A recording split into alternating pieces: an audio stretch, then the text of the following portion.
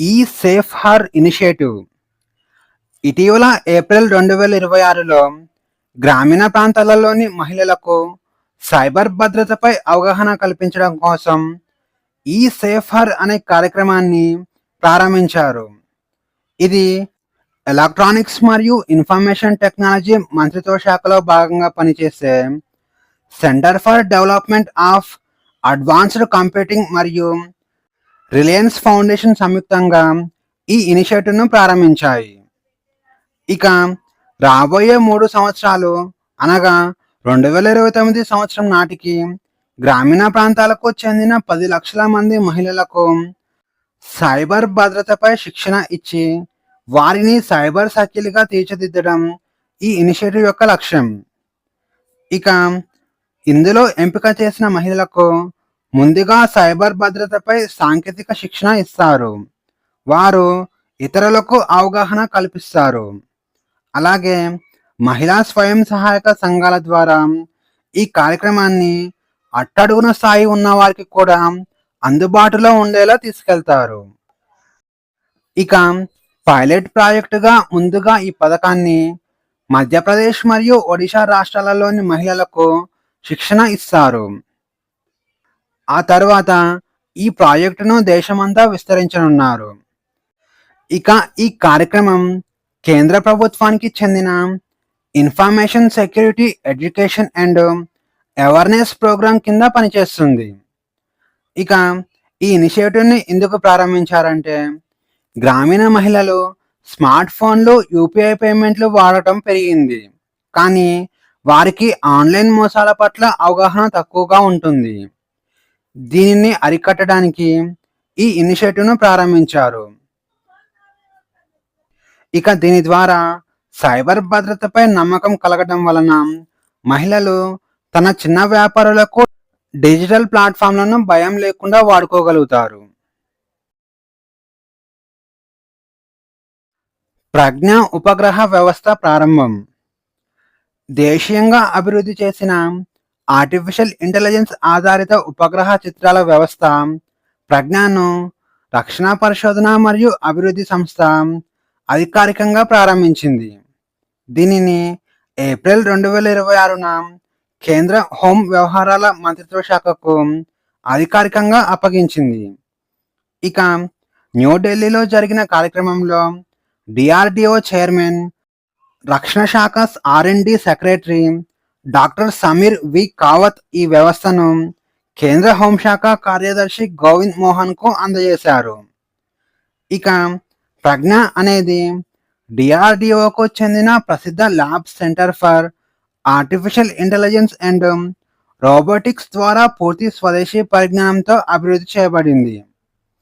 ఇది high resolution ఉపగ్రహ చిత్రాలను ఆర్టిఫిషియల్ ఇంటెలిజెన్స్ ఆధారిత డేటా విశ్లేషణతో అనుసంధానించడం ద్వారా భద్రతా బలగాలకు అత్యంత వేగంగా కీలక సమాచారాన్ని అందిస్తుంది. ఇక ఈ వ్యవస్థ యొక్క లక్షణాలు చూస్తే మొదటిది రియల్ టైం మానిటరింగ్. సున్నితమైన ప్రాంతాలు, సరిహద్దులను అనుక్షణం గమనిస్తూ అక్కడ జరిగే భౌగోళిక మార్పులను ఎప్పటికప్పుడు ఈ వ్యవస్థ గుర్తిస్తుంది. ఇక రెండవది స్వయంచాలిత విశ్లేషణ. సాధారణంగా మనుషులు విశ్లేషించడానికి ఎంతో సమయం పట్టే భారీ భౌగోళిక డేటాను ఈ ఆర్టిఫిషియల్ ఇంటెలిజెన్స్ సిస్టమ్ క్షణాల్లో ప్రాసెస్ చేస్తుంది. ఇక మూడవది ముప్పు గుర్తింపు. ఏమైనా అనుమానాస్పద కదలికలు ఉంటే ఈ వ్యవస్థ వెంటనే పసిగట్టి భద్రతా ఏజెన్సీలను అప్రమత్తం చేస్తుంది. నాలుగవది విజనరీ ఇంటెలిజెన్స్. సంక్షోభ పరిస్థితులలో అధికారులకు అత్యంత వేగంగా ఖచ్చితమైన దృశ్య సమాచారాన్ని అందించి తక్షణ నిర్ణయాలు తీసుకునేలా సహాయపడుతుంది. ఇక ఈ ప్రజ్ఞా వ్యవస్థ యొక్క ప్రాముఖ్యత చూస్తే ఉగ్రవాద స్థావరాలు కదలికలు పసిగట్టి ఉగ్రవాద నిరోధక చర్యలకు చేపడుతుంది. అలాగే పహారా కష్టంగా ఉండే కఠినమైన భూభాగాలలో సైతం నిఘా ఉంచి చొరబాట్లను అరికడుతుంది. ఇక వివిధ భద్రతా సంస్థల కమాండ్ అండ్ కంట్రోల్ సిస్టమ్స్తో దీనిని అనుసంధానించడం ద్వారా రక్షణ కార్యకలాపాలు పకడ్బందీగా జరుగుతాయి. ఇక ఈ వ్యవస్థను పూర్తిగా భారతదేశంలోనే తయారు చేయడం ద్వారా విదేశీ నిఘా టెక్నాలజీపై ఆధారపడటం తగ్గిపోతుంది. ఇక ప్రజ్ఞా వ్యవస్థ రాకతో భారత భద్రతా ఏజెన్సీల నిఘా సామర్థ్యం ఎన్నో రెట్లు పెరిగిపోతుంది. గోల్డ్ మ్యాన్ పర్యావరణ పురస్కారాలు 2026 పర్యావరణ పరిరక్షణ కోసం క్షేత్రస్థాయిలో విశేష కృషి చేసిన వారికి ప్రతి సంవత్సరం ప్రతిష్టాత్మకంగా గోల్డ్ మ్యాన్ పర్యావరణ పురస్కారాలు అందిస్తారు. ఇక 2026 సంవత్సరానికి గాను ఏప్రిల్ 20న గోల్డ్ మ్యాన్ పర్యావరణ పురస్కారాలను ప్రకటించారు. ఇక పర్యావరణ రంగంలో ఈ పురస్కారాలను గ్రీన్ నోబెల్గా పరిగణిస్తారు. ఇక ఈ అవార్డును మొట్టమొదటిసారిగా 1989 సంవత్సరంలో అందజేశారు. గత 37 సంవత్సరాల చరిత్రలో మొట్టమొదటిసారిగా ప్రపంచంలోనే 6 వేరువేరు భౌగోళిక ప్రాంతాల నుంచి ఎంపికైన 6 విజేతలు మహిళలే కావడం విశేషం. ఇక ఈ 6 వివరాలు చూస్తే అందులో మొదటివారు ఇరోరో టాన్షి. ఈమె ఆఫ్రికా ఖండానికి చెందిన నైజీరియా దేశస్థురాలు. ఇక నైజీరియాలోని స్థానిక కమ్యూనిటీలతో కలిసి అడవి మంటలను అరికట్టడానికి ఈమె ఉద్యమాన్ని నడిపారు. మానవ తప్పిదాల వల్ల సంభవించే మంటలను ఆపడం ద్వారా అంతరించిపోయే ప్రమాదంలో ఉన్న అరుదైన గబ్బిలాల జాతిని మరియు వాటి ఆవాసాలను కాపాడగలిగారు. దీనికోసం ఈమెకు గోల్డ్ మ్యాన్ పర్యావరణ పురస్కారాన్ని అందజేశారు. ఇక రెండవ వ్యక్తి బోరిమ్ కిమ్. ఈమె ఆసియా ఖండానికి చెందిన దక్షిణ కొరియా దేశస్థురాలు. దేశ భవిష్యత్ తరాల హక్కులను ప్రమాదంలో పడేసేలా ఉన్న ప్రభుత్వ వాతావరణ విధానాలకు వ్యతిరేకంగా ఆమె చట్టపరమైన పోరాటం చేశారు. ఆసియా ఖండంలోని తొలిసారిగా యువత నేతృత్వంలో జరిగిన క్లైమేట్ లిటిగేషన్లో విజయం సాధించి ప్రభుత్వ విధానాలను మార్చేలా కోర్టు తీర్పును సాధించారు. ఈ కృషికి గాను 2026 సంవత్సరంలో ఈమెకు గోల్డ్ మ్యాన్ పురస్కారాన్ని అందజేశారు. ఇక మూడవ వ్యక్తి సారా ఫించ్. ఈమె యూరప్ ఖండానికి చెందిన యునైటెడ్ కింగ్డమ్ దేశస్థురాలు. శిలాజ ఇంధనాల వాడకం పర్యావరణానికి ఎలా నష్టాన్ని చేకూరుస్తుందో వివరిస్తూ చమురు వెలికితీత ప్రాజెక్టులపై ఆమె పోరాటం చేశారు. ఏమైనా కొత్త చమురు ప్రాజెక్టులకు అనుమతి ఇచ్చే ముందు దానివల్ల వెలువడే గ్రీన్ హౌస్ వాయువుల ప్రభావాన్ని అంచనా వేయాలని యునైటెడ్ కింగ్డమ్ సుప్రీంకోర్టులో చారిత్రాత్మక తీర్పు సాధించడంలో ఈమె కీలక పాత్ర పోషించారు. దీనికి గాను 2026 సంవత్సరంలో ఆమెకు గోల్డ్ మ్యాన్ పురస్కారాన్ని అందజేశారు. ఇక నాలుగవ వ్యక్తి థియోనిలా రోకా మాటా బాబ్. ఇక ఈమె ద్వీప దేశమైన పపువా న్యూగినియా దేశస్థురాలు. పంగున బంగారు మరియు రాగి గనుల వల్ల తమ ప్రాంతంలో జరిగిన భారీ పర్యావరణ విధ్వంసానికి వ్యతిరేకంగా ఆమె ఉద్యమాన్ని చేశారు. ప్రపంచంలోనే రెండవ అతిపెద్ద మైనింగ్ సంస్థ అయిన రియో టింటోని ఒప్పించి ఆ ప్రాంతంలో జరిగిన నష్టాన్ని సరిదిద్దడానికి మరియు పర్యావరణాన్ని పునరుద్ధరించడానికి చారిత్రక ఒప్పందం కుదుర్చుకోవడంలో ఈమె కీలక పాత్ర పోషించారు. దీనికోసం ఈమెను 2026 సంవత్సరంలో గోల్డ్ మ్యాన్ పురస్కారంతో సత్కరించారు. ఇక ఐదవ వ్యక్తి అలానా అకాక్ హర్లీ. ఈమె ఉత్తర అమెరికాకు చెందిన అమెరికా దేశస్థురాలు. అలాస్కాలోని అరుదైన బ్రిస్టల్ బే జలాలను నాశనం చేసే పేబుల్ మైన్ అనే భారీ మైనింగ్ ప్రాజెక్టుకు వ్యతిరేకంగా 15 గిరిజన దేశాలను ఏకం చేసి ఉద్యమించారు. ఉత్తర అమెరికాలోని అతిపెద్ద ఓపెన్ పిట్ గనిగా మారబోయే ఈ ప్రాజెక్టును అమెరికా పర్యావరణ పరిరక్షణ సంస్థ రద్దు చేసేలా చేసి ఆ ప్రాంత జీవ వైవిధ్యాన్ని రక్షించారు. దీనికోసం 2026 సంవత్సరానికి గాను అలానా అకాక్ హర్లీను గోల్డ్ మ్యాన్ పురస్కారంతో సత్కరించారు. ఇక ఆరవ వ్యక్తి యువెలిస్ మోరల్స్ బ్లాంకో. ఈమె దక్షిణ మరియు మధ్య అమెరికాకు చెందిన కొలంబియా దేశస్థురాలు. కొలంబియాలో అత్యంత జీవ వైవిధ్యం ఉన్న మగ్దాలినా నది వెంబడి వాణిజ్యపరమైన ఫ్రాకింగ్ ప్రాజెక్టులకు వ్యతిరేకంగా ఈమె యువతను సమీకరించారు. ఫ్రాకింగ్ అంటే భూగర్భంలో ద్రవాలను అత్యంత ఒత్తిడితో పంపి చమురును వెలికితీసే ప్రమాదకరమైన పద్ధతి అనే అర్థం. ఇక 24 సంవత్సరాల వయసులో ఎన్నో ప్రాణహాని బెదిరింపులు ఎదురైనప్పటికీ ఈమె వెనక్కి తగ్గకుండా దేశంలో ఫ్రాకింగ్ విధానాన్ని అడ్డుకోవడంలో ఆమె కీలక పాత్ర పోషించారు. దీనికోసం 2026 సంవత్సరంలో గోల్డ్‌మ్యాన్ పురస్కారంతో సత్కరించారు.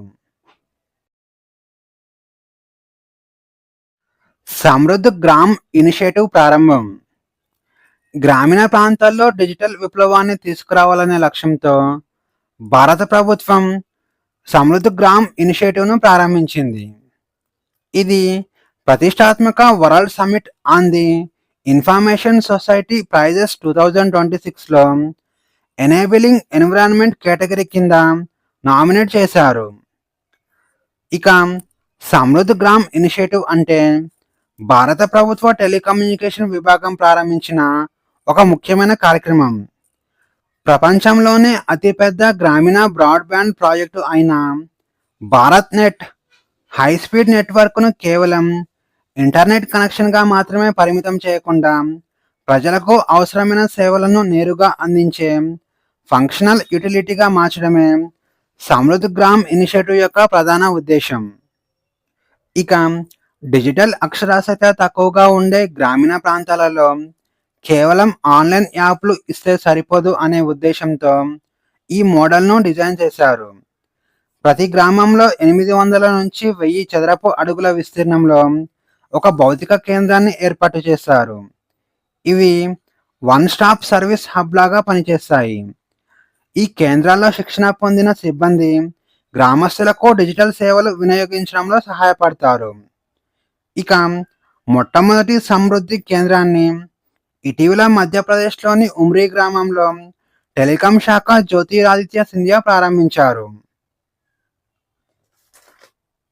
ఇక దీని ద్వారా ఆరోగ్య సేవలు టెలిమెడిసిన్ ద్వారా నగరాలలోని డాక్టర్లతో వీడియో కన్సల్టేషన్, విద్య మరియు నైపుణ్యాలు, సాంకేతికతతో కూడిన స్మార్ట్ క్లాస్ రూమ్లు, దీక్ష స్వయం లాంటి ప్రభుత్వ ప్లాట్ఫామ్ల ద్వారా వృత్తి విద్యా కోర్సులు అందనున్నాయి.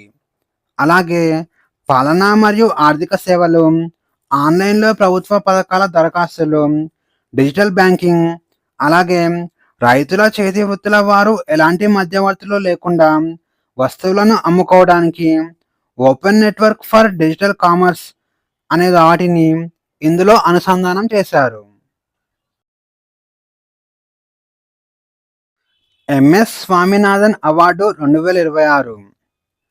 2026 ఏప్రిల్ 19న హైదరాబాద్లో జరిగిన కార్యక్రమంలో ప్రముఖ వ్యవసాయ శాస్త్రవేత్త సిహెచ్ శ్రీనివాసరావు 9వ ప్రొఫెసర్ ఎంఎస్ స్వామినాథన్ అవార్డును అందుకున్నారు. డాక్టర్ శ్రీనివాసరావు ప్రస్తుతం న్యూఢిల్లీలోని ఇండియన్ అగ్రికల్చరల్ రీసెర్చ్ ఇన్స్టిట్యూట్ డైరెక్టర్గా మరియు వైస్ ఛాన్సలర్గా సేవలు అందిస్తున్నారు.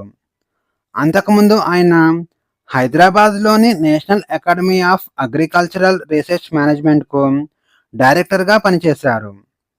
ఇక ఆయన వాతావరణ మార్పులను తట్టుకోగల వ్యవసాయం మరియు సహజ వనరుల నిర్వహణలో చేసిన కృషికి గాను ఈ అవార్డు లభించింది.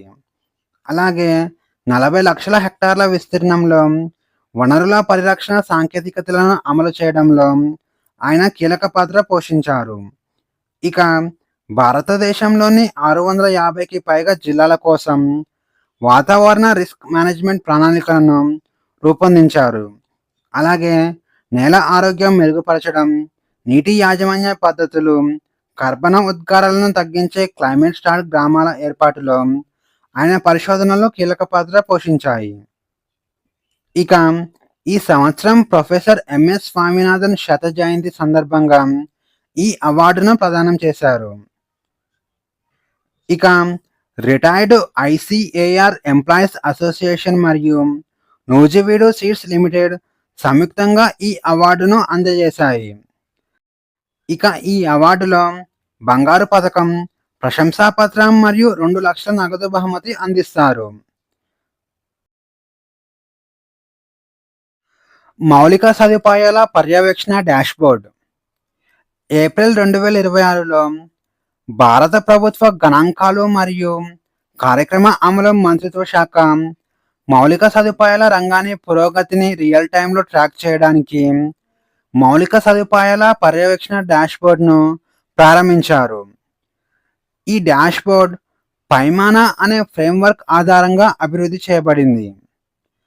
పైమానా అంటే project assessment, infrastructure, monitoring and analytics for nation building అని అర్థం. దీనిని సెప్టెంబర్ 2025లో అందుబాటులోకి తీసుకొచ్చారు. ఇది పాత సిస్టమ్ ప్రాజెక్టుల ట్రాకింగ్ కోసం ఉపయోగించిన ఆన్లైన్ కంప్యూటరైజ్డ్ మానిటరింగ్ సిస్టమ్ స్థానంలో తీసుకురాబడింది. ఇందులో విద్యుత్, పౌర విమానయానం, టెలికమ్యూనికేషన్స్, రైల్వేలు, రోడ్లు మరియు ఓడరేవులు తదితర 11 కీలక మౌలిక సదుపాయాల రంగాలకు చెందిన సుమారు 116 నిర్దిష్ట సూచికల ద్వారా పనితీరును విశ్లేషిస్తారు. ఇక ఈ డాష్బోర్డ్ ప్రతి 3 నెలలకు ఒకసారి అప్డేట్ చేస్తారు. ఇక ఈ డాష్బోర్డ్ యొక్క 5 ప్రధాన మూల్యాంకన కొలమానాలు చూస్తే, అందులో మొదటిది యాక్సెస్. మౌలిక సదుపాయాలు భౌగోళికంగా ప్రజలకు ఎంతవరకు అందుబాటులో ఉన్నాయి అనేది ఇది నిర్దేశిస్తుంది. రెండవది నాణ్యత. ప్రాజెక్టుల నిర్మాణం మరియు అందించే సేవల నాణ్యత ఎలా ఉంది అనేది ఈ డాష్బోర్డ్ చూస్తుంది. ఇక మూడవది వినియోగం. ఏర్పాటు చేసిన సదుపాయాలను ప్రజలు మరియు రంగాలు ఎంత సమర్థవంతంగా వినియోగిస్తున్నాయి అనే అంశాన్ని ఈ డాష్బోర్డ్ పర్యవేక్షిస్తుంది. నాలుగవది స్తోమత. సేవలు సామాన్య ప్రజలు భరించగలిగే ధరకు అందుబాటులో ఉన్నాయా లేదా అనే వాటిని పర్యవేక్షిస్తుంది. ఇక ఐదవది ఆర్థిక వ్యయం మరియు ఆదాయం. ప్రాజెక్టుల ఆర్థిక సామర్థ్యం మరియు నిర్వహణ వ్యయాల నియంత్రణ ఈ డాష్బోర్డ్ పర్యవేక్షిస్తుంది. ఇక మౌలిక సదుపాయాల ప్రాజెక్ట్ అమలులో జరిగే జాప్యం లేదా ప్రాజెక్ట్ ఖర్చు పెరిగిపోవడం వంటి వాటిని రియల్ టైంలో ముందే పసిగట్టడానికి ఈ డాష్బోర్డ్ సహాయపడుతుంది. అలాగే సామాన్యులకు మెరుగైన సేవలు అందేలా చూడడం ఈ డాష్బోర్డ్ చూసుకుంటుంది. అలాగే భవిష్యత్తు విధానాల రూపకల్పనకు ఈ డాష్బోర్డ్ ఎంతగానో తోడ్పడుతుంది. భారతదేశపు మొట్టమొదటి పెట్రోగ్లిఫ్ కన్జర్వేషన్ పార్క్ ప్రారంభం. ప్రాచీన వారసత్వ సంపదను కాపాడే దిశగా ఏప్రిల్ 18, 2026న ప్రపంచ వారసత్వ దినోత్సవ సందర్భంగా భారతదేశపు మొట్టమొదటి పెట్రోగ్లిఫ్ కన్జర్వేషన్ పార్క్ను ప్రారంభించారు.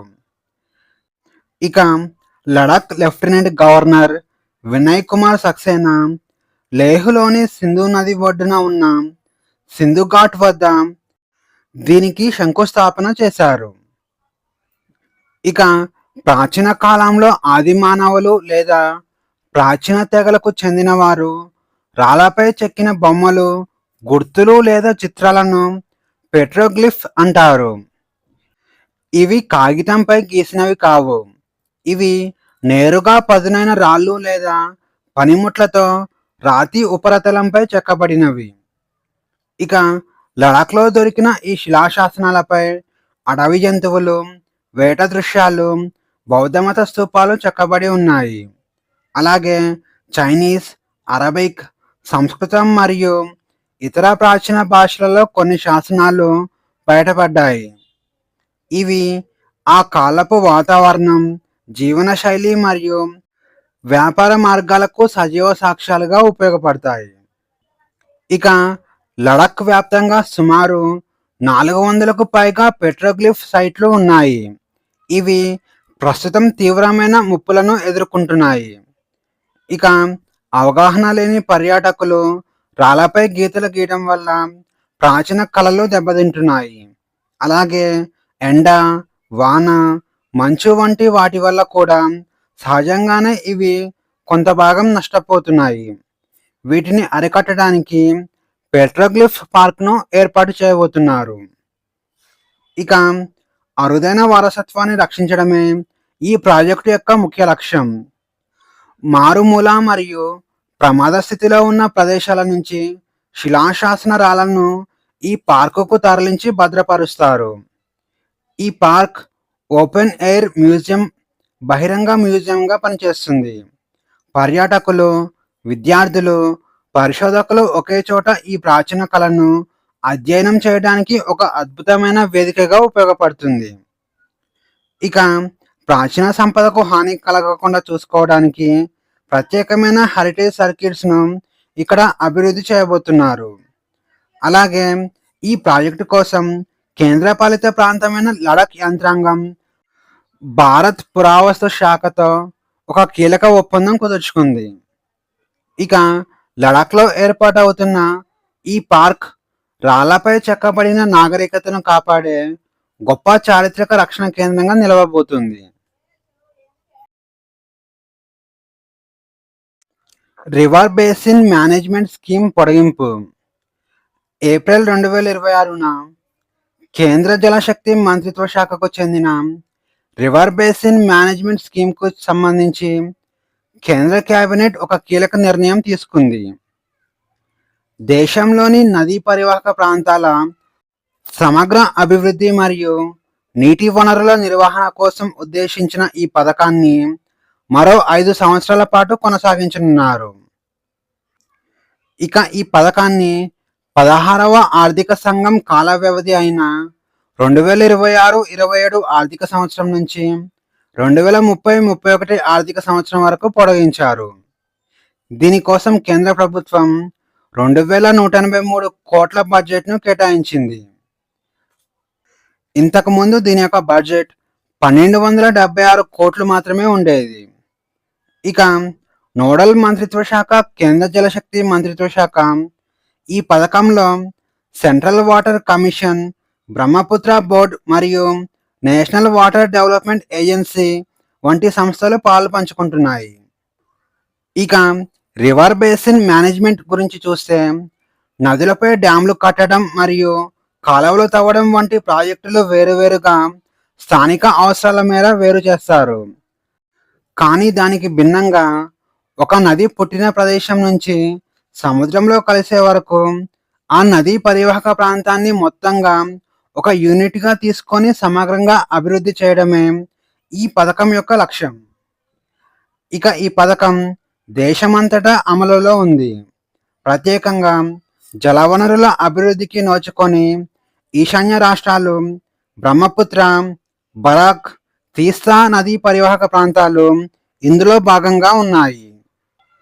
ఇక ఈ పథకం యొక్క ప్రాముఖ్యత మరియు ప్రయోజనాలు చూస్తే అందులో మొదటిది సరిహద్దు జల దౌత్యం. సింధు నది పాకిస్తాన్తో, బ్రహ్మపుత్ర నది చైనా మరియు బంగ్లాదేశ్తో ముడిపడి ఉన్న అత్యంత సున్నితమైన అంతర్జాతీయ నదులు. అందుకే ఈ నదుల యొక్క నిర్వహణ ప్రాముఖ్యత సంతరించుకుంది. ఇక రెండవది వరదల నియంత్రణ. ఈశాన్య రాష్ట్రాలలో బ్రహ్మపుత్ర నది వల్ల వచ్చే భారీ వరదలు, నదీ తీరాల కోతలను అరికట్టడానికి శాస్త్రీయమైన మాస్టర్ ప్లాన్ రూపొందించడానికి ఈ పథకం ఉపయోగపడుతుంది. అలాగే మంచు కొండలు కరగడం వల్ల వచ్చే ఆకస్మిక వరదల ప్రమాదాలను ముందుగానే అంచనా వేసి నివారించడం ఈ పథకం యొక్క లక్ష్యం. ఇక నదీ పరివాహక ప్రాంతాలలోని నీటి లభ్యతపై పక్కాగా లెక్కలు ఉండటం వల్ల ఎగువ దిగువ రాష్ట్రాల మధ్య సమాన నీటి పంపిణీకి మార్గం సుగమం అవుతుంది. దీని ద్వారా అంతర్రాష్ట్ర వివాదాలు తగ్గుతాయి. ఇక హిమాలయ నదులపై కొత్త జల విద్యుత్ ప్రాజెక్టులకు, అలాగే మారుమూల ప్రాంతాలకు సాగునీరు అందించే ప్రాజెక్టుల కోసం డీటెయిల్డ్ ప్రాజెక్ట్ రిపోర్టులను ఈ పథకంలో సిద్ధం చేస్తారు. ఇక నదుల సర్వే మరియు ప్రణాళికల కోసం పాత పద్ధతులకు స్వస్తి పలికి Geographic information system, remote sensing, lidar మరియు డ్రోన్ల వంటి అత్యాధునిక సాంకేతికతను ఈ పథకం విరివిగా ఉపయోగిస్తున్నారు. ఇక ఒక నదీ పరివాహక ప్రాంతాన్ని ప్రాతిపదికగా తీసుకొని దీర్ఘకాలిక జల భద్రత సాధించడమే ఈ పథకం యొక్క అసలు లక్ష్యం. ఇక ఈ వీడియోలోని కంటెంట్ మీకు నచ్చినట్లయితే లైక్ చేయండి, షేర్ చేయండి, అలాగే సబ్స్క్రైబ్ చేసుకోవడం మర్చిపోకండి. మళ్ళీ నెక్స్ట్ వీడియోలో కలుద్దాం. Thank you.